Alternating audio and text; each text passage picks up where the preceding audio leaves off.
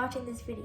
Welcome to part 2 of this series that I've been doing, where I've been talking about God's story, Jesus' story, and how we can share our faith. If you haven't seen my previous video, go check that out, because in part 1, I talked about God's story. God has created each and every one of us in his own perfect image. And I talked about how it's hard for us to accept that we are fearfully and wonderfully made. And sometimes we could go through a phase of depression and anxiety, and we have to learn how to trust and put our faith in the Lord, because he hears our prayers and he works in our lives. But continuing off of God's story, I'm going to be talking about Jesus' story today, our image. And I know that Easter is right around the corner, but I'm not going to be exactly talking about Jesus' story where he paid for our sins on the cross and rose after 3 days.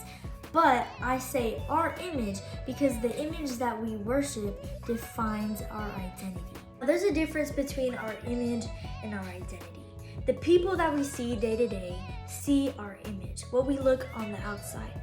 But God sees our identity, what's inside our hearts. When I say the image that we worship defines our identity that we carry, I'm not talking about worshiping God, worshiping Jesus. I'm talking about the things that we make idols in our day-to-day lives. I don't mean to call anyone out because I'm guilty of this too, but we might worship our phones, social media, a sport that we play, music, an artist that we really like, trying to get good grades, anything that we put more time into than worshiping the Lord, praising our God.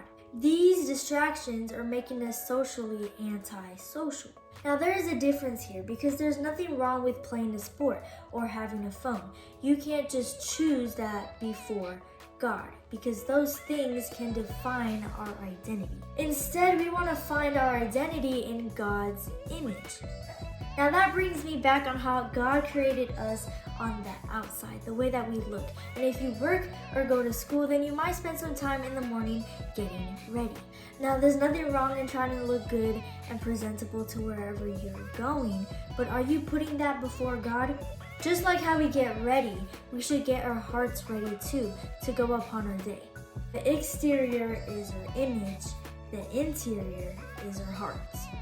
All I'm trying to say is to take the little details in your life and not make them idols, or at least not put them before God, because there's nothing wrong in doing or having those things. Because when you think about it, anyone can do religion. Anyone can go to church. Anyone can identify with people at a church.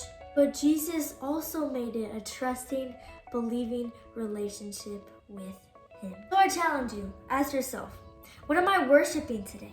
Well, who am I trying to be like? What keeps me away from God? So trust and believe on what God has to say, because he will say who you are. And to close, I want to read a verse from 1 Samuel chapter 16, verse 7. And the Lord said to Samuel, "Do not look at his appearance, because I have rejected him. For the Lord sees not as man sees. Man looks on the outward appearance, but the Lord looks at the heart."